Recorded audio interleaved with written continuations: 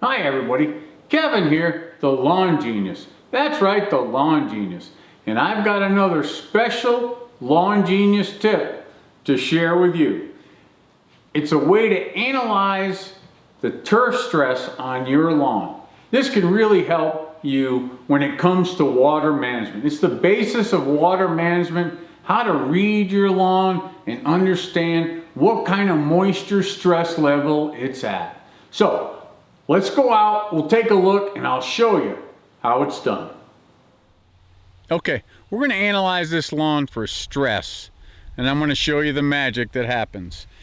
If you keep an eye on that bottle and the turf around that bottle.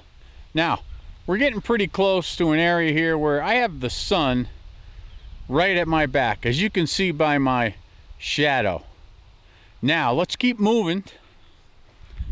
Keep an eye on the turf around that bottle as we come around the other side, and now we're going to look dead into the sun, and there is the magic, and you can see the stress on that turf.